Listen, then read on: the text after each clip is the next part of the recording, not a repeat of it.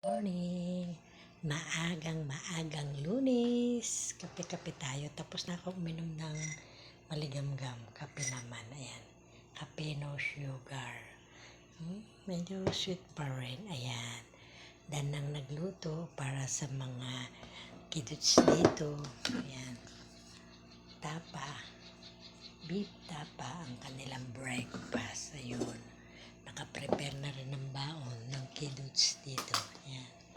Prepare na, mamayang 6 gigisingin na, tulog pa naman, mag-alas 5 pa lang naman eh.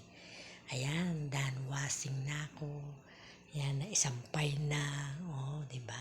Magang nagigising kasi 3:30 gising na ako kasi nag-iipon ako ng tubig, ayan, para mapanghugas. Dito lang, mahina lang ang tubig. Pero okay naman.